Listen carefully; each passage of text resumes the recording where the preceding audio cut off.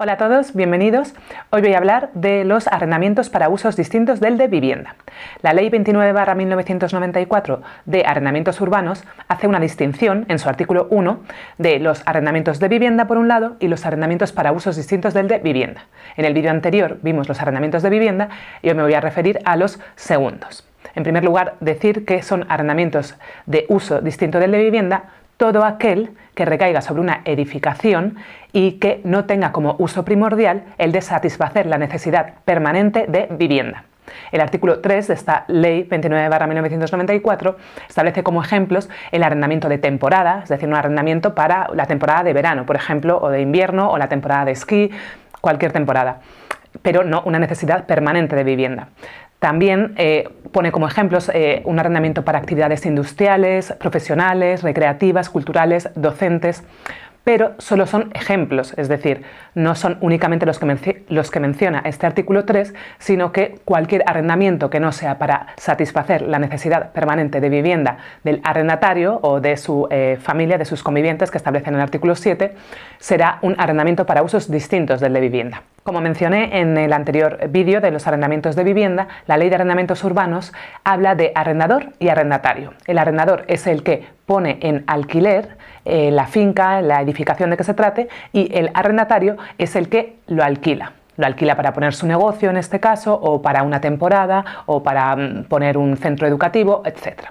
La primera distinción en relación a los arrendamientos de vivienda es que en el artículo 6, en relación a estos arrendamientos de vivienda, se establece que no se puede perjudicar en el contrato los derechos que están reconocidos en el título segundo de la ley al arrendatario. No así en los arrendamientos de uso distinto del de vivienda, que rige la autonomía de la voluntad. Es decir, las partes pueden establecer lo que quieran en el contrato, con la única limitación de lo establecido en los títulos 1 y 4 de esta Ley de Arrendamientos Urbanos, que establecen que son normas imperativas, es decir, no se pueden cambiar por las partes. Pero salvando eso, lo establecido en el título 3 de esta ley, que es el referido concretamente a los arrendamientos para usos distintos del de vivienda, sí que se puede modificar por las partes, es decir, se establecen unas disposiciones que sin embargo pueden ser modificadas por las partes. En defecto de lo que establezcan las partes, se aplicará este título tercero, que es el referido a los arrendamientos de usos distintos del de vivienda, y supletoriamente el Código Civil. La regulación que hace la Ley de Arrendamientos Urbanos de estos arrendamientos para usos distintos del de vivienda es mucho más breve que la de los arrendamientos de vivienda. En concreto, este título tercero solo contempla 7 artículos. Vamos a verlos. En primer lugar, establece el artículo 29 que el adquirente de una finca arrendada para un uso distinto del de vivienda va a tener que respetar dicho arrendamiento, es decir, va a subrogarse en el lugar del arrendador, con sus derechos y sus obligaciones. Salvo, establece una excepción, y es que reúna los requisitos del artículo 34 de la ley hipotecaria, es decir, que sea de buena fe, que adquiera a título oneroso, es decir, mediante una contraprestación, no que haya heredado esa finca o que le haya sido donada, y que además adquiera confiando en el registro, confiando en lo que dispone en el registro de la propiedad e inscribiendo su derecho en el registro de la propiedad. Si se reúnen todos esos requisitos del artículo 34, no va a tener que respetar ese arrendamiento y por tanto va a poder dar por finalizado ese contrato de arrendamiento que tenía el inquilino. Cosa que, si recordáis, si habéis visto el vídeo de los arrendamientos de vivienda, no ocurre así en los arrendamientos de vivienda. En los arrendamientos de vivienda, si el arrendador, si el dueño de la casa la vende, ese adquirente va a tener que respetar en todo caso ese arrendamiento de vivienda al menos durante 5 o 7 años, en el caso de que reúna los requisitos del artículo 34 de la ley hipotecaria.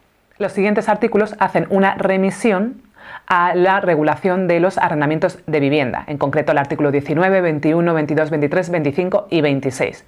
No voy a repetirlo todo, bastante de esa regulación se encuentra en el vídeo de los arrendamientos de vivienda, si os interesa, y en todo caso son bastante largos, hay que ver la ley, pero destacar aquí, por un lado, el derecho de adquisición preferente que tiene el arrendatario y que en este caso, al igual que en el de vivienda, también lo tiene. Es un derecho a adquirir preferentemente la vivienda en el caso de que el arrendador decida venderlo, los derechos de tanteo y de retracto.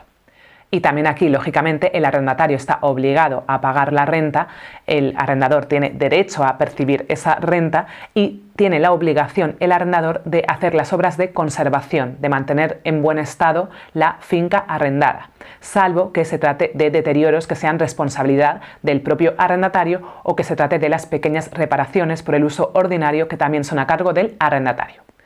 También se establece en este título tercero la posibilidad de ceder o subarrendar total o parcialmente la finca arrendada. Esta es una diferencia con el arrendamiento de vivienda, que solo se puede realizar un subarrendamiento parcial de una parte de la vivienda. En este caso puede ser total o parcial. Y la otra diferencia es que tanto la cesión, es decir, la transmisión por parte del arrendatario de su lugar en el contrato de arrendamiento a un tercero, y ese tercero se subroga en el lugar del arrendatario con todos sus derechos y obligaciones, o la posibilidad de subarrendar total o parcialmente, se pueden hacer sin consentimiento del arrendador, al contrario también que en el arrendamiento, que sí que requería consentimiento del arrendador. En este caso no hace falta su consentimiento, pero sí debe serle notificado al arrendador dicha cesión o subarriendo. Y lo mismo ocurre en el caso de que el arrendatario muera. Si el arrendatario fallece, si su heredero o legatario continúan ejerciendo la misma actividad que él venía realizando, el arrendador está obligado a respetar dicho contrato de arrendamiento hasta que se extinga, siempre que dicho heredero o legatario se lo notifique también. No necesitan autorización, consentimiento del arrendador, pero sí que deberán notificárselo al arrendador. Todo esto, la cesión, subarriendo y esta subrogación en el caso de muerte del arrendatario, solo rigen en el caso de que se ejerza en ese local, en esa finca, una actividad empresarial o profesional. En el caso de que se tratare de un uso distinto del de vivienda, que no fuera una actividad empresarial o profesional, en esos casos no se aplicaría esto que acabo de disponer de cesión o subarriendo. Por último, mencionar las disposiciones comunes a los contratos de arrendamiento de vivienda y arrendamientos de uso distinto del de vivienda, y que se establecen en el título cuarto, que como hemos dicho antes, son imperativas estas normas, tanto para los arrendamientos de vivienda como para los arrendamientos de usos distintos del de vivienda. En concreto, la primera es la existencia de fianza. Se establece una obligatoriedad de fianza en los contratos de arrendamiento de un mes en el caso de que se trate de un arrendamiento de vivienda, es decir, el inquilino tendrá que prestar una fianza de un mes, y en el caso de arrendamientos de uso distinto del de vivienda, de 2 meses. Es obligatoria. Esa fianza supone una garantía para el arrendador de que la vivienda o de que la finca va a ser devuelta en buen estado. Una vez terminado el arrendamiento, cuando finalice, el arrendador deberá devolver esa cantidad si todo se encuentra de forma correcta, de esa mensualidad o esas 2 mensualidades según se trate de uno u otro tipo de arrendamiento. Y por último, la otra disposición que es común a los arrendamientos de vivienda y usos distintos del de vivienda es que las partes que formalizan, que realizan un contrato de arrendamiento, se pueden compeler, se pueden obligar a realizar el contrato de arrendamiento por escrito.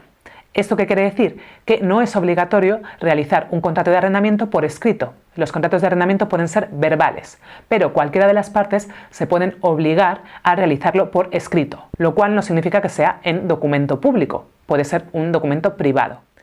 Y en el caso de que lo formalicen por escrito, deberán indicar en el mismo la identidad de las partes, la finca arrendada, la renta inicial pactada, la duración del contrato y las demás disposiciones que tengan por conveniente.